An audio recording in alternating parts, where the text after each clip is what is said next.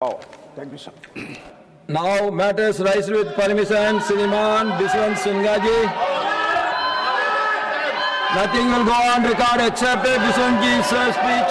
आदरणीय अध्यक्ष जी, मैं राहुल सिन्हा पश्चिम बंगाल का बांकुड़ा जिला में जो बिष्णुपुर जो इलाका है बिष्णुपुर सिटी, उसमें 1700 शताब्दी में मल्लो राजा लोग एक टेम्पल बनाया था, जिस टेम्पल का नाम है टेराकोटा मंदिर। और उस टेराकोटा मंदिर वो है राधा कृष्ण जी का मंदिर। इस टेराकोटा मंदिर का वॉल में रामायण और महाभारत का और वैष्णव धर्म का बहुत सारे चित्र वहीं पर है। देखिए सर, उस समय 1700 शताब्दी 17वीं सेंचुरी जब पूरा देश में मुगल राज चल रहा था, बंगाल में मुसलमान लोगों का शासन चल रहा था, ऐसा समय राजा वीर हम्बीर ने कितना साहसी कदम उठाया। उन्होंने अपना उस जगह में राधा कृष्ण का मंदिर का काम शुरू किया। आज उस जो मंदिर का काम उस विपरीत परिस्थिति में किया, वो मंदिर अभी आज भी है, लेकिन दुर्भाग्य विषय है उस मंदिर को वर्ल्ड हेरिटेज में स्थान देने के लिए इसके पहले भी बात हुआ था। 3 जुलाई 1998 में 3 जुलाई 1998 में यूनेस्को का दर्जा देने के लिए उसका लिस्ट हुआ, लेकिन 27 साल हो गया। 27 साल में कोई कदम नहीं उठाया गया। लेकिन उस समय जो 27 साल उसमें कम्युनिस्ट राज था, तृणमूल कांग्रेस का राज था, जो सनातनी विरोधी था, उस सनातनी विरोधी मंदिर नहीं करने दिया, मंदिर को यूनेस्को हेरिटेज में स्थान नहीं लेने दिया। लेकिन आज सर पश्चिम बंगाल में सनातनी सरकार आया, इसीलिए आर्कियोलॉजी ऑफ इंडिया को आप आदेश दीजिए, केंद्रीय सरकार को आदेश दीजिए, केंद्रीय सरकार के साथ सीधा परामर्श करके कोई कदम उठाए और इस टेराकोटा मंदिर जो विश्व में एक ही है, उसको वर्ल्ड हेरिटेज का दर्जा देने के लिए आप काम करें। हे कांग्रेसियों, हजार चिल्ला के बीजेपी को रोक नहीं पाओगे। क्यों पड़े हो चक्कर में, कोई नहीं है टक्कर पे। धन्यवाद। श्रीमान तरुण चौक। माननीय सभापति महोदय, मैं इस सदन के माध्यम से पंजाब में बिगड़ती हुई कानून व्यवस्था और नशे के जाल के बारे में इस हाउस का ध्यान लाना चाहता हूं। मान्यवर महोदय, पंजाब के अंदर जो एक सीमावर्ती क्षेत्र है, उस क्षेत्र में काफी समय से नशे का एक बहुत बड़ा नेक्सस चल रहा है, जिसके कारण पंजाब के नौजवान लगातार उस नशे की गिरफ्त में आ रहे हैं, जिसके कारण पंजाब के अंदर अपराध भी बढ़े हैं और नशे के कारण जो अपराध और अपराधों के कारण जो वहाँ की व्यवस्था खराब हुई है, वो आपके माध्यम से मैं एक सदन के को ध्यान में ला रहा हूँ।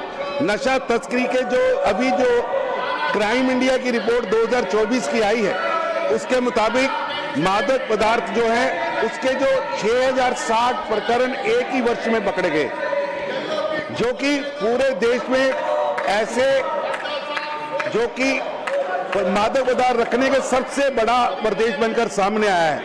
और अति मात्रा उसकी यूज करने के कारण आज पंजाब में 89 लोगों की मृत्यु एक ही वर्ष में हुई है और ये लगातार बढ़ रही है। इस वर्ष वो बढ़कर 106 पहुंची है। मेरा आपसे निवेदन है, जहां अपराध की घटनाएं, रोज गोली चलने की घटनाएं, स्नैचिंग की घटनाएं, ये लगातार बढ़ रही हैं और इसके बावजूद वहां की जो पंजाब के अंदर सरकार है, वो ना तो नशा रोक पा रही है, ना ही वहां का क्राइम रोक पा रही है।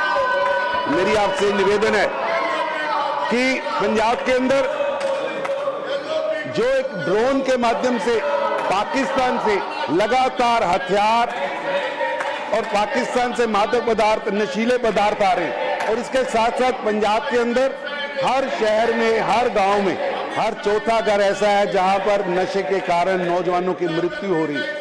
मैं आपके माध्यम से सदन के ध्यान में लाना चाह रहा हूं कि आज पंजाब नशे का सबसे बड़ा सौदागर बन गया है। आज मेरा पंजाब खतरे में है। मैं आपके ध्यान में लाना चाह रहा हूं कि आज पंजाब के अंदर क्राइम बहुत तेजी से आगे बढ़ा है। लगातार हत्याएं हो रही हैं, कहीं पर धमाके हो रहे हैं। लगभग 21 बम धमाके पंजाब के पुलिस स्टेशंस पर हो चुके हैं। मान्यवर, पंजाब के अंदर जो पुलिस का हेडक्वार्टर है उस पर रॉकेट लॉन्चर से हमला होता है। पंजाब के अंदर आज हालात ऐसे हैं कि आप रोज कहीं देखिए हत्याओं का सिलसिला, अखबार खून से लाल है। और इन सब के बीच में पंजाब की जो सरकार है वो लॉ एंड ऑर्डर को मेंटेन करने में पूरी तरह असफल रही है। और उनके ऐसे व्यवहार के कारण आज पंजाब के अंदर माफिया दंदना रहा है। मैं आपके माध्यम से सदन के ध्यान में ला रहा हूं कि आज पंजाब के अंदर जो जेलें हैं वो स्टूडियो बन चुकी हैं। आज जो जेलें हैं, डॉक्टर के लक्ष्मण गारू। धन्यवाद सभापति महोदय। एक अत्यंत महत्वपूर्ण विषय पर बोलने का मुझे अवसर दिया। कहीं हमारे स्कूल के बच्चे हो, छात्र हो, जिस तरह प्रभावित हो रहे आर्टिफिशियल इंटेलिजेंस के माध्यम से। Sir, under the leadership of our beloved prime minister Narendra Modi ji, India has emerged a global leader in digital transformation through initiatives such as Digital India, UPI, NEP, and Indian AI mission. So, no doubt, AI is a powerful tool for innovation, productivity, and economic growth, but not at the cost of talent, creativity, and productivity and intelligence. Please go back to the your seat. concern I is will not call you. alone to India, sir. Even the UNESCO's guidance on genetic AI in education recommends an age-related approach to AI and suggests that the children below the age of 13 should not be independently allowed to use the artificial intelligence, sir. And particularly countries like Australia, UK, European Union, Norway, and even US and Singapore are promoting supervised and responsible AI use, sir. Sir, India should also adopt a similar balanced approach, sir. Sir, I strongly believe that AI should be a co-pilot in education, not a driver at all. We must prepare our children for an AI-powered future without compromising on human intelligence, values, imagination, talent and creativity, sir. AI आधारित शिक्षा केवल बड़े शहरों और महंगे निजी school तक सीमित नहीं होना चाहिए। ग्रामीण भारत, सरकारी स्कूल और आर्थिक रूप से जो कमजोर परिवारों हैं उस बच्चों के लिए भी समान अवसर मिलना चाहिए। Otherwise the gap between the rich and poor, the gap between the rural and urban, the gap between the haves and have nots, the gap between the privilege and underprivileged is going to widen and lead to unrest. So therefore I urge the government to consider for national guidelines for responsible use of AI in schools so that our children, particularly below the age of 13, should be properly trained and their talent and IQ also be protected. Thank you, sir. Thank you very much. Now, Shriman Santosh Kumar P. Santosh Kumar P. Sir, വിലക്കയറ്റം വളരെ ഗുരുതരമായൊരു പ്രശ്നമാണ്. പക്ഷേ പ്രധാനമന്ത്രിയും ആഭ്യന്തരമന്ത്രിയും സഭയിൽ വരണമെന്ന് പ്രതിപക്ഷത്തിന് നിർബന്ധിക്കേണ്ടുന്ന ഒരു സാഹചര്യത്തിൽ ആരോടാണ് ഈ വിഷയം ചർച്ച ചെയ്യേണ്ടതെന്ന് എനിക്ക് മനസ്സിലാവുന്നില്ല. നമ്മുടെ ജനാധിപത്യം ഇത്ര ഇറസ്പോൺസിബിൾ ആകാൻ പാടുണ്ടോ? രാജ്യത്തിന്റെ പ്രതിപക്ഷ നേതാവിന് പോലും സംസാരിക്കാൻ അവസരം കൊടുക്കാതെ എന്ത് പ്രശ്നമാണ് നമുക്ക് ചർച്ച ചെയ്യാൻ പറ്റുക?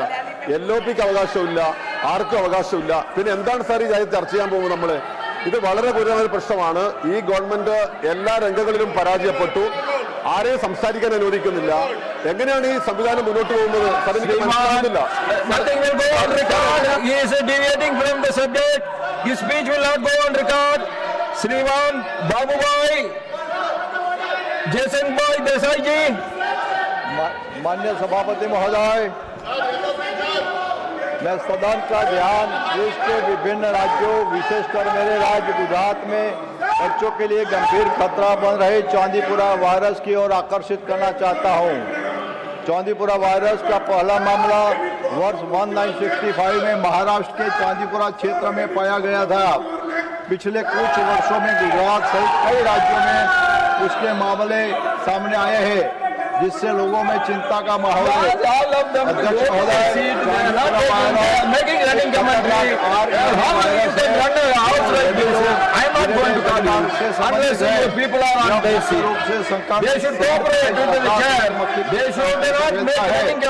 विशेष रूप से 15 वर्ष के कम आयु के बच्चों को प्रभावित करता है। यह वायरस मस्तिष्क में सूजन, एंसेफेलाइटिस उत्पन्न करता है, जिसके कारण कई मामलों में मृत्यु तक हो जाती है। अध्यक्ष महोदय, मेरे राज्य गुजरात में अब तक चांदीपुरा वायरस के कुल 185 मामले सामने आए हैं। इनमें 22 बच्चों की मृत्यु हो चुकी है। यह स्थिति अत्यंत चिंताजनक और तत्कालीन प्रभावी